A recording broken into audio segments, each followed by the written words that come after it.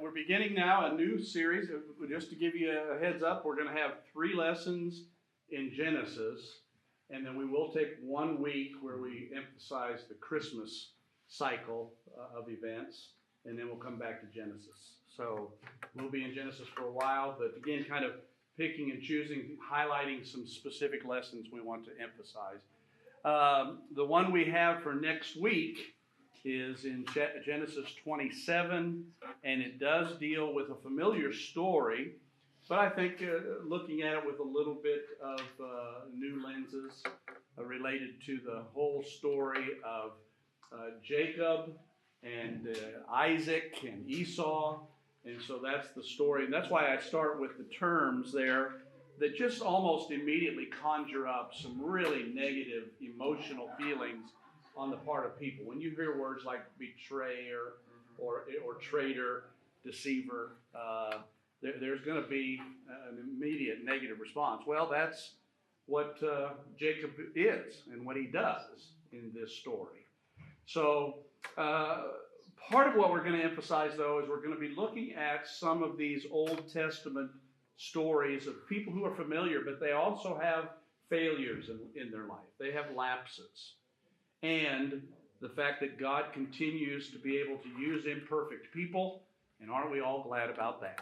Yes. Because even today, He uses flawed people. So we're going to be talking about these people who may suffer consequences for their mistakes, for their sins, but even through that, God can achieve His purposes. And that's what happens even in the life of Jacob. So our big idea, believers are to act with integrity and honesty when dealing with others, and God can bring to pass His sovereign purpose despite the selfish actions of sinful people. So that's what we're going to emphasize. Because it's the first lesson in Genesis, and we are starting in chapter 27, I just give this little paragraph about the whole context of what we're talking about. Again, that does deal with chapter 25 and 26 leading up to chapter 27. And it has to do with the whole issue of Esau selling his birthright because of being famished, thinking he was going to die, not survive. And in that moment of weakness, he agrees to sell his birthright, which is the blessing of the father, the primary blessing of the father, to his brother Jacob for a bowl of stew, right?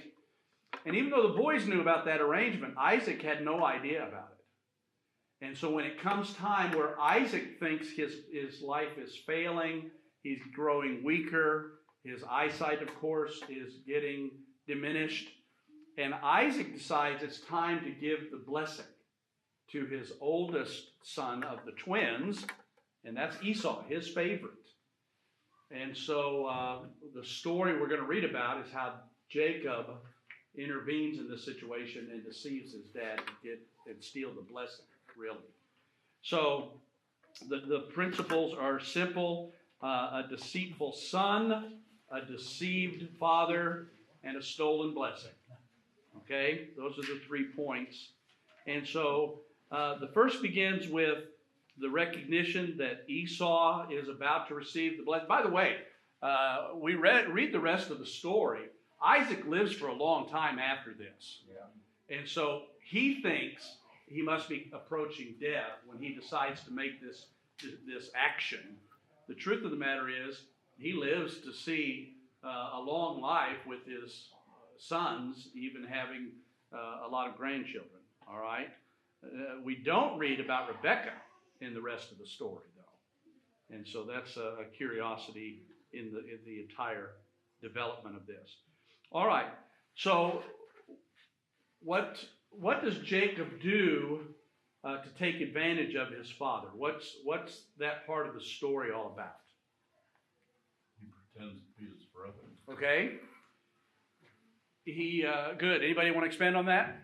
Dresses or put something on, make himself. Yeah, he's got to play this role to deceive his father. Again, a lot of this is related to Isaac's diminished ability to see, and so Jacob is going to capitalize on that in order to deceive his dad. But who's a primary person involved in this whole deception? Rebecca. Yes. The story is full of examples on why parents should not play favorites with their kids. It is always a lapse in parenting when there is a perception on the part of the children that there are favorites. And I know, looking at the room, I know a lot of you were the favorite children, That's right. and it's obvious how that didn't turn out so well. Yeah. Okay, but Rebecca has established early in her life that her favorite one is Jacob, right? And who is Isaac's favorite? Esau. Sure.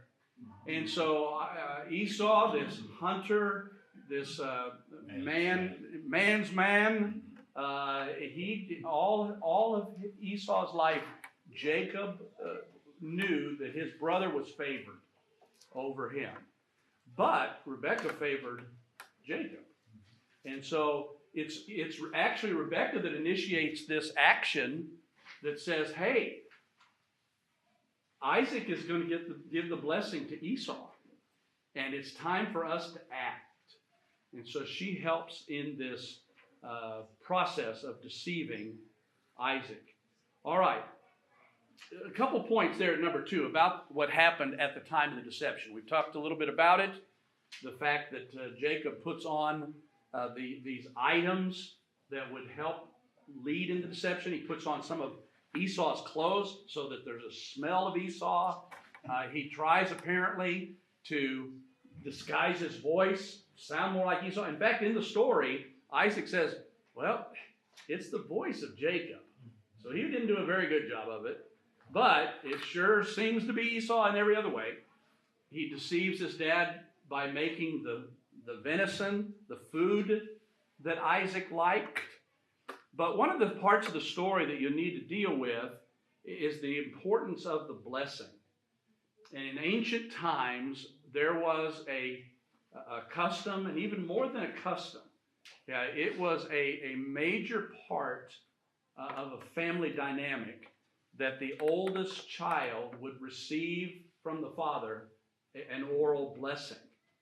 In fact, if you really want to look at it very thoroughly, you look at it when it comes time for Jacob to give the blessing to his 12 sons before he dies later in the book of Genesis. He goes right down to 12 sons and gives all of them blessings. But there's a special blessing for the oldest. I even use the term in here, primogeniture. It's a more modern term, but it recognizes the priority status of the eldest son. And so Isaac is prepared to give this blessing to Esau, and Jacob moves into action to deceive his dad. Well, this is the question. When it was discovered that Isaac had given the blessing to the wrong son, because it was exposed later. I mean, it wasn't long after Isaac gave the blessing to Jacob, who shows up? Esau. And then you can tell in the story, Isaac is completely baffled. You know, I already gave you the blessing. What are you talking about? And at that point, it comes to light that he had been deceived by Jacob. So why didn't he just take it back? One's given. I always wondered that too. Okay? Bill, what was you going to... Yeah, one's given. It's done. It's a done deal. Okay? There's really a subtlety here that is all the way through the Bible. But, you know, God says in Ecclesiastes, it's better not to vow a vow at all than to vow a vow and go back on it, right? They had ideas in their culture, and it's clear in the Jewish life, that if you said something orally, it couldn't be taken back. And that was the case in a blessing. Isaac realized, even though I gave it to the wrong person and I was deceived by him, I can't take it back. It's been given. And in fact, he searches to try to figure out what kind of a little additional blessing he can go ahead and give Esau. Yeah. Because he'd given the primary blessing of, you will be the one in charge, everybody's going to be subservient to you, you will be the leader. That's the blessing he had given to Jacob, even though he thought it was Esau. But once it was given, it couldn't be taken back. A New Testament illustration. And this shows the weightiness of saying. How many times did Jesus say repeatedly? He did. And we even read it today in our lesson in James. Yeah. Let your yea be yea and your nay, nay. Once you say it, it's out there. It's done. Right?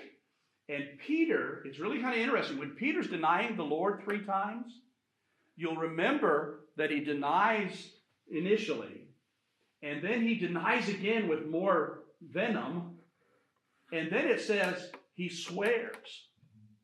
Well, it wasn't necessarily that he cursed. I mean, it could have been part of that, but he swore an oath. He did not know Jesus. And the profundity of that is part of this. It was said in such a way that I give my word I don't know him.